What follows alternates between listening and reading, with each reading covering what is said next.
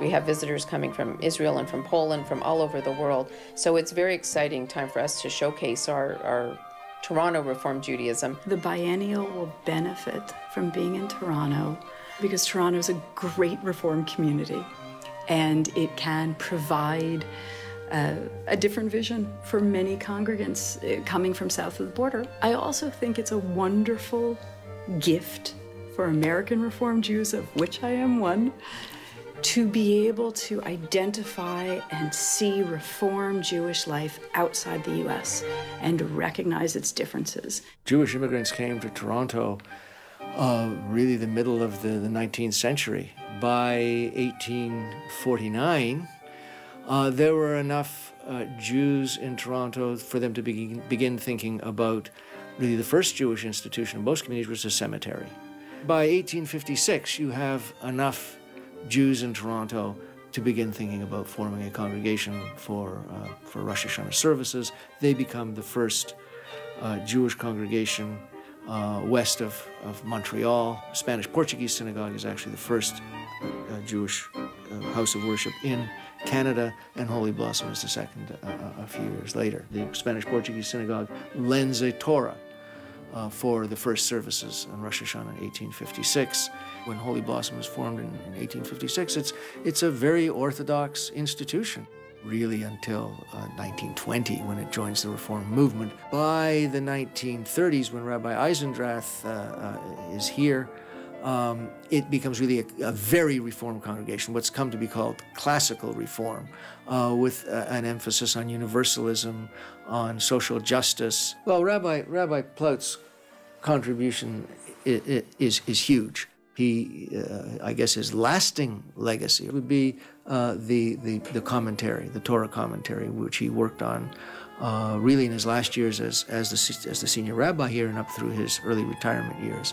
And when what's come to be known as the Plaut commentary came out, it was recognized as a kind of classic work of scholarship that will endure for many years. I got here only 60 years ago, and even then there were only 3 congregations. To think of only 3 Reform congregations even 60 years ago is rather remarkable. Today there are 26 Jewish congregations and fellowships across Canada, from Vancouver to Halifax. Some would say that the American rabbis who've come up to Canada over the years, and there are many within the ranks of the liberal congregations, have influenced the congregations and the larger liberal and beyond that Jewish community of Toronto and Canada. I think it's the reverse. In fact, Canadian Jewry has influenced for the better the American rabbis who've come here, this one included. Generally, we're closer to tradition. I think part of that is due to our history, that we have a more recent wave of immigration from Eastern Europe.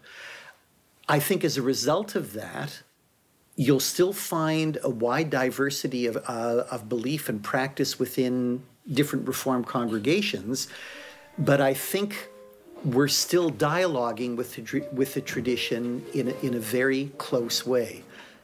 Reform Judaism played a critical role in the advancement of social issues, dare I say social policy, in Canada and within the Canadian Jewish community at large.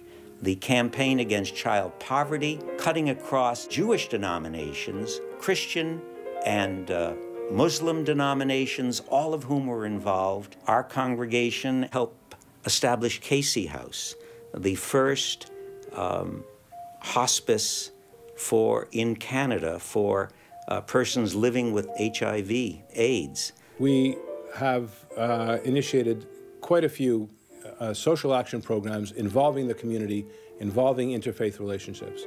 Going back to the early 80s, where the Vietnamese boat people were an issue we were very active in. Also in the 80s, the founding of a food bank, an interfaith food bank, which is now the largest food bank in Mississauga and a very active one. Every Reform congregation in Canada is doing its level best to get some progress in the nightmare of Darfur. You can't live a decent life, and you can't live a decent Jewish life if you're only concerned for yourself and if you're not hurt by what you see out in the world. There is a common humanity which ties the Jews of Toronto to the Toronto Darfurian community, to the citizens of Darfur. We are all human beings, and that we're in this together. There are many who are involved in other aspects of the larger community, who are major donors to the Federation, who sit on the boards and of our hospitals, who teach, who hold very high positions in economics in our community. So the Jewish people,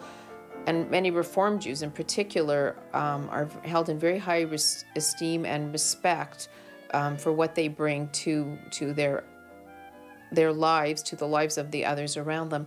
And the values of Reform Judaism are incorporated in what they do. When I look at the peoples whose pictures are on the board, on the walls of the Federation and at other institutions, I note who's Jewish and I note who's Reform Jewish, and we are well represented.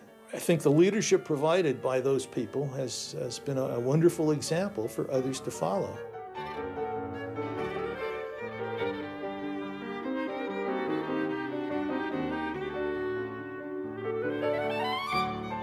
The reason why so many Reform Jews are members of Arts of Canada is that Canadian Jews are Zionists. There's sociological analyses of why Canadian Jews are more Zionist than Jews in most other countries, but it seems to be anecdotally true.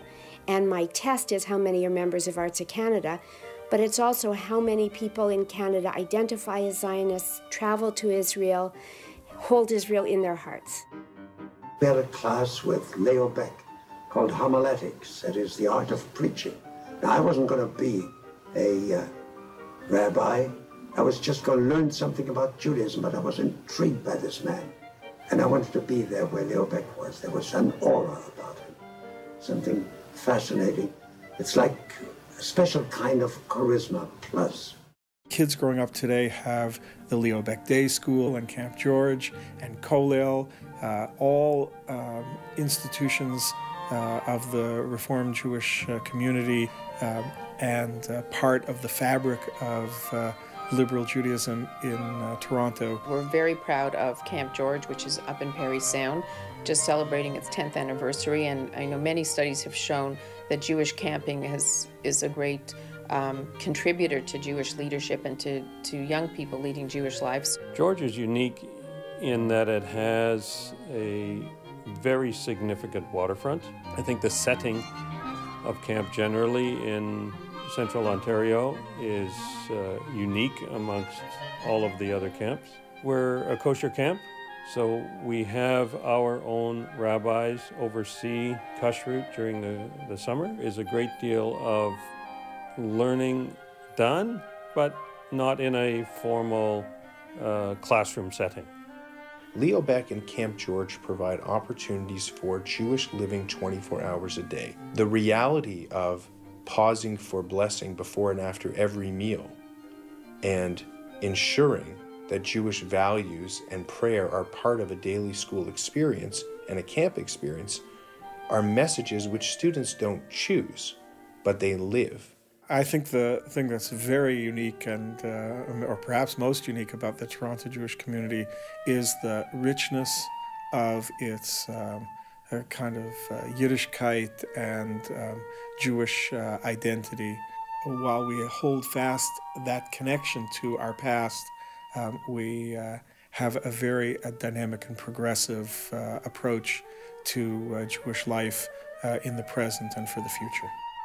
My hope for 20 to 30 years from now is that my children and their children, God willing, will be involved in Reform Judaism and will find the same kind of spiritual enlightenment and community and camaraderie and friendship and spirituality that I found. I think that being a Reform Jew in Toronto is just a great thing to be. It is a tremendously progressive community. It is a proud and vibrant Jewish community. It's a great place to be Jewish.